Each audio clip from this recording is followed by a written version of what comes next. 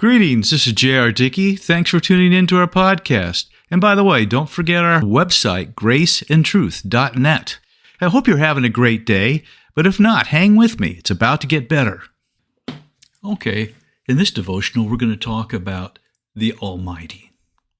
You know, there are a few passages in the Bible that, though short, tell us volumes about the character of the Almighty. Verses like Genesis 1:1.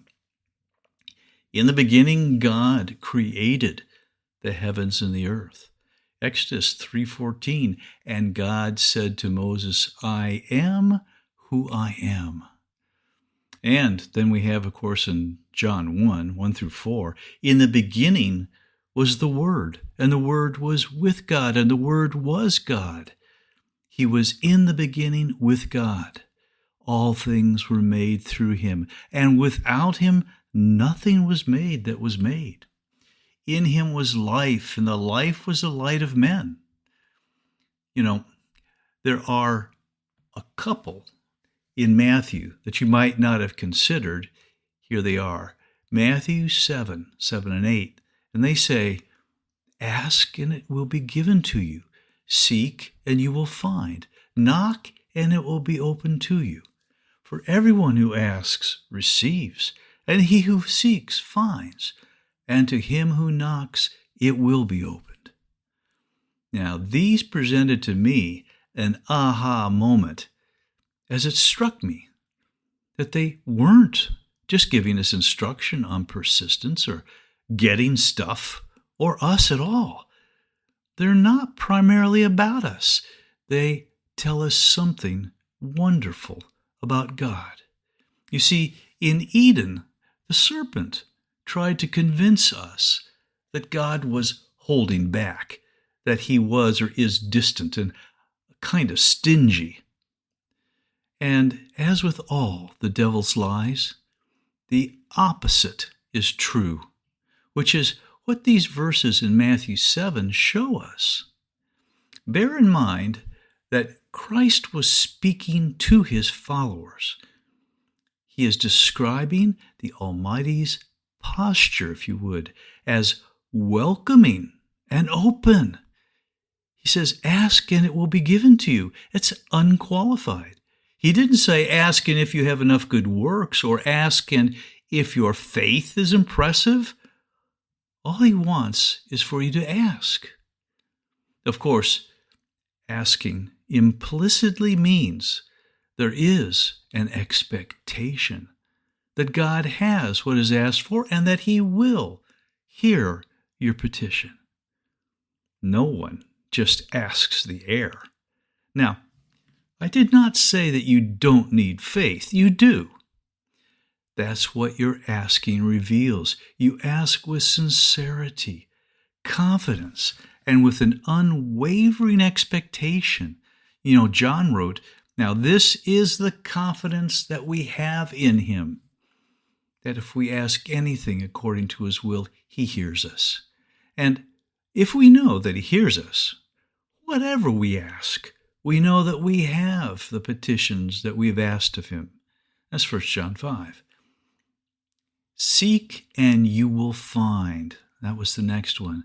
Well, this is simply saying that you need to acknowledge your lack, your need, your desire to find. Christ was saying that Abba, Father, is open and will respond to your seeking. He wants you to find him, to find the glorious gift of life in Jesus, and thus to find your way home. The heart that seeks is not lazy, not isolated or self-obsessed. Jesus said of himself in Luke 19, for the Son of Man has come to seek and to save that which was lost. You see, God does not lack.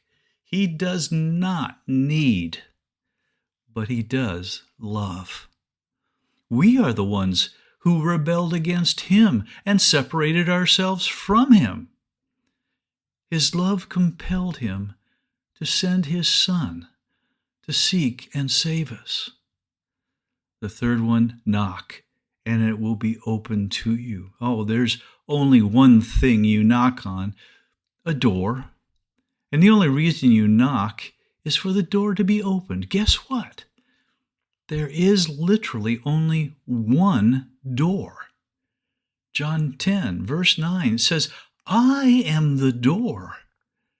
If anyone enters by me, he will be saved and will go in and out and find pasture. Now, some of you might be thinking, well, what about heaven? What about the door to God's kingdom? Good news, that's Jesus. He said, I am the way, the truth, and the life. No one comes to the Father except through me. That's John 14:6. And he did not say, you got to knock hard or you got to have your money bag with you. He guaranteed, knock and it will be open to you. Just open your heart and hear God's Spirit. John 6 says, and all that the Father gives me will come to me, and the one who comes to me, I will by no means cast out. Yes, contrary to the devil's lie in Eden, God is responsive to your asking. He is responsive to your seeking and responsive to your knocking. We are conditioned by the deceptive delusion of this fallen world to expect the opposite, to believe that what Satan believes, the lie. But the truth is right there in our verses, the unconditional truth. Matthew 7, verse 8. For everyone who asks receives, and he who seeks finds, and to him who knocks it will be opened. Asking, seeking, and knocking. You know, this is the VIP invitation to know the one who's inviting. Now may the Lord grant you peace in the midst of any storm and faith to trust him. Look for our next podcast, and may you realize more of his grace today.